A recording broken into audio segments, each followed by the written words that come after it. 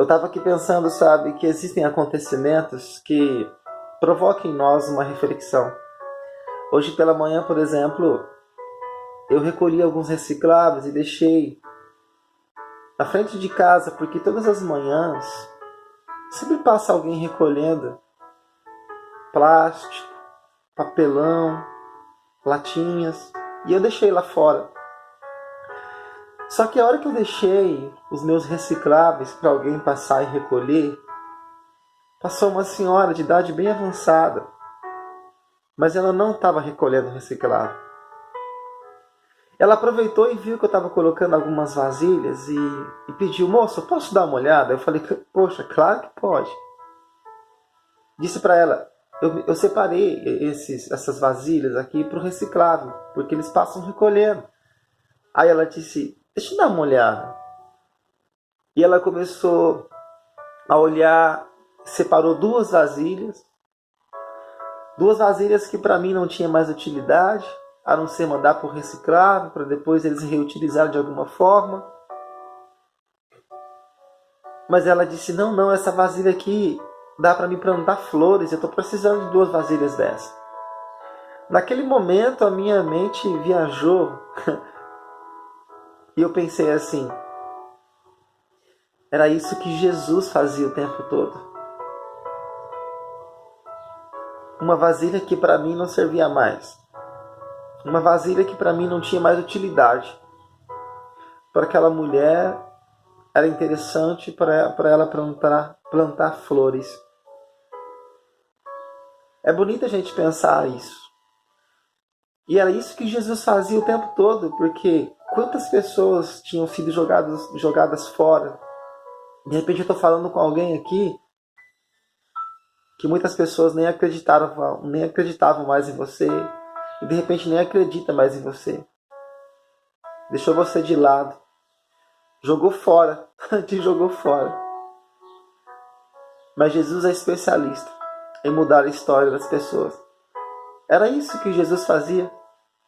Eu me recordo aqui de uma passagem onde que levaram até Jesus uma mulher que tinha cometido adultério, e a lei da época era clara: a pessoa que tivesse sido pega em adultério deveria ser apedrejada.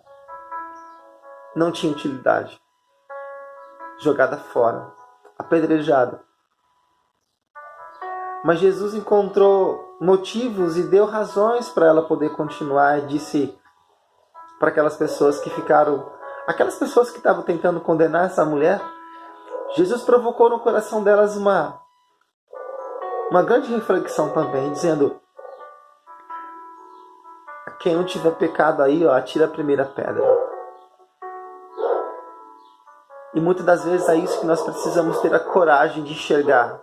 Antes de qualquer coisa, antes de olhar a aparência, antes de olhar se tem utilidade ou não, antes de olhar se é um drogado, se é um prostituto, uma prostituída, antes de olhar se é um alcoólatra, a gente ter a capacidade de não olhar com os olhos humanos, mas olhar com o olhar de Jesus.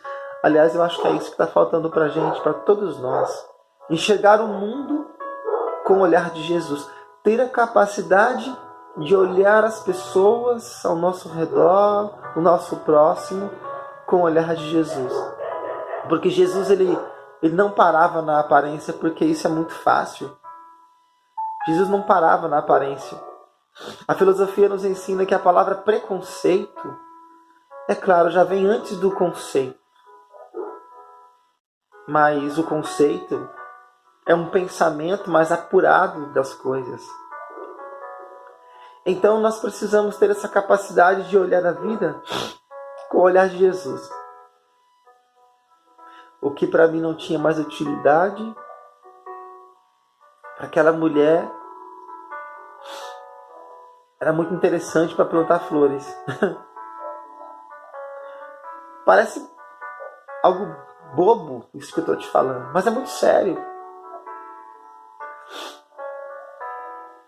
É muito sério porque tá cheio de gente por aí que foi deixado de lado. Aí Jesus se aproxima, Jesus usando alguém, usando uma pessoa, diz para ela: você tem utilidade.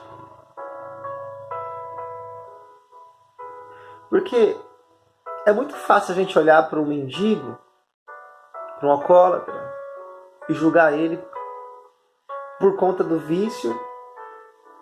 Mas se a gente olhar com o olhar de Jesus, de repente a gente vai ter a capacidade de enxergar o médico que ele não é ainda, de enxergar o professor que ele não é ainda. É interessante que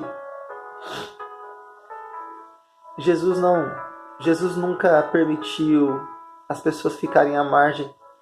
Tanto é que um dia Pedro tinha passado muitas horas pescando, ou pelo menos tentando pegar peixe. E é frustrante, não é? Para um pescador passar a noite toda tentando pescar e não pegar peixe algum. Aí Pedro desistiu e voltou para a margem.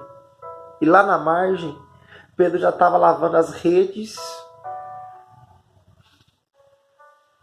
Pedro já estava lavando as redes, e lavar as redes para um pescador significa a mesma coisa do que desistir. E é justamente aí que Jesus, nesse momento que Jesus se aproxima e diz assim para aquele homem: Pedro, lance as redes mais uma vez. Não é na margem que eu quero você. Não tem como você ter uma pescaria proveitosa na margem, é no alto mar. É isso, sabe? Porque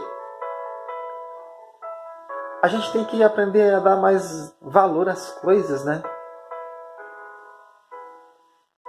A gente passar nas lixeiras da nossa vida e dar uma olhada ali e ver o que é que tem utilidade e que foi jogado fora. Interessante essa palavra, né? Lixeira da nossa vida. De repente a gente foi jogando lá sonhos, projetos, tantos sonhos que antes eu tinha, tantos projetos que eu gostaria de realizar, botar em prática, não sei. De repente uma empresa, de repente você queria abrir um negócio, fazer faculdade, não sei. De repente você queria fazer aquela viagem, de repente você queria colocar a sua casa em ordem, pintar a sua casa, não sei, trocar a cor da sua casa, tantos projetos. Aí vieram tantas outras prioridades, tantas coisas secundárias, né? E aí você foi deixando lá na lixeira. E de repente a gente vai ter que ter essa capacidade de abrir o quartinho de bagunça e ver o que precisa ser reaproveitado e ver o que precisa se desfazer também. Eu não sei por que eu estou te dizendo isso, mas tocou muito meu coração. Uma coisa muito simples. Uma vasilha que para mim não tinha utilidade. Alguém usou para plantar flores. De repente é assim. Você pode ser uma pessoa que ninguém dá valor. Só que o mesmo que te critica é o mesmo que te aplaude amanhã. É normal. E nunca se importe com aquilo que as pessoas dizem a teu respeito, porque o que faz a diferença é o que Deus sabe ao teu respeito.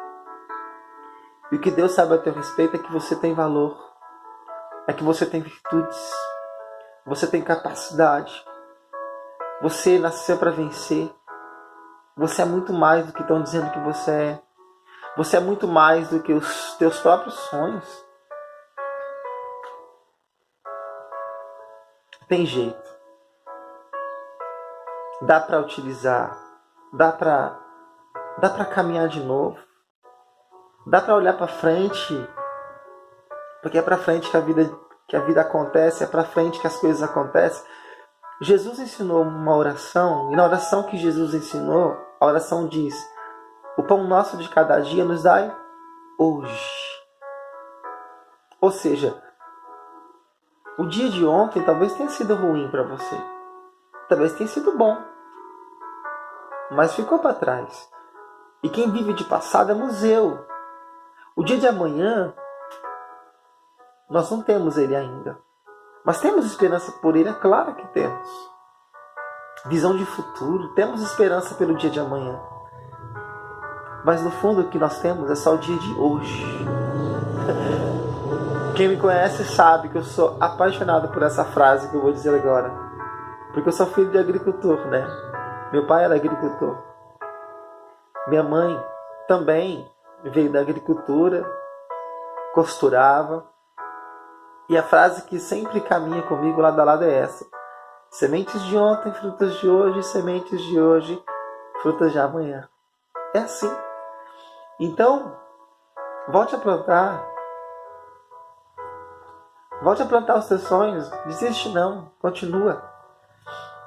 Deixa que dizem que não vai dar certo. Primeiramente você coloca no coração de Deus. Primeiramente pede direção, discernimento a Deus. Ele vai te dar uma estratégia. Ele vai iluminar a tua mente, o teu coração. E depois vai. E Deus vai te dando a direção das coisas. A minha mãe tinha uma máquina de costura que depois que minha mãe morreu, essa máquina ficou com uma das minhas irmãs. Eu achava bonito minha mãe ficar costurando naquela máquina. E minha mãe costurava umas colchas de retalho, uns tapetes, que ela utilizava retalhos, pedaços de pano que não serviam mais. Pedaços de pano que para outras pessoas não serviam mais. A minha mãe fazia colcha de retalho. Pedaços de pano que não serviam mais, minha mãe fazia tapete. Minha mãe gostava mais de costurar colcha com retalhos do que costurar roupa nova. E eu entendo por quê. Você sabe que o tecido, por mais bonito que seja, não é a beleza externa dele que conta. Pode reparar. Desculpa, eu estou um pouco emocionado, mas eu vou concluir esse vídeo com essa palavra, sabe? Quando você for comprar um tecido, uma roupa, fique atento às costuras, os nós. A costura do tecido fica pro lado de dentro. Eu aprendi isso com a minha mãe. Então minha mãe dizia: a melhor roupa não é a mais cara, é aquela que foi melhor costurada. Então, o que sustenta um tecido, o que sustenta essa camiseta, é o que está pro lado de dentro, entendeu? É a costura, é os nós. Então, o que vai sustentar a tua vida, não é a boa forma, não é as várias cirurgias para melhorar a sua imagem. Nada contra quem cuida da sua imagem, cuida mesmo. Cuida mesmo, faça maquiagem, cuida da pele, come bem, se cuida. É importante. Só estou dizendo que nada disso vai sustentar a nossa vida espiritual. O que sustenta a nossa vida diante de uma luta está aqui dentro de nós, que é a nossa intimidade com Deus. As suas orações. Coloque no coração de Deus seus sonhos, seus projetos. Fica no cantinho do seu quarto. Faça a sua oração simples. Dizendo: meu Senhor, meu Deus, tenho tantos sonhos, tantos projetos. Mas Tu conheces a minha vida muito mais do que eu mesmo. Oração simples. Agradece a Deus pelo dia a dia. Obrigado, Senhor, por abrir os olhos e viver. Enquanto muitas pessoas nesse momento não terem a mesma chance que eu. Obrigado, Senhor, por este copo com água. Obrigado por este almoço, este café da manhã. Olha do lado, encontre razões para agradecer. Olhe do lado, encontre motivos para agradecer a Deus. Obrigado porque mamãe está aqui do meu lado. O Dia dos Pais foi ontem. Quantas pessoas não tiveram a oportunidade de comemorar o Dia dos Pais? Eu, por exemplo, meu pai já morreu. Eu sou órfão de pai e mãe. Mas também sou daquele tipo de gente que pensa que a morte... Tem pessoas que a morte não sepulta. Papai e mamãe foi assim. Não está mais aqui, mas está em mim. Vamos ter um coração grato a Deus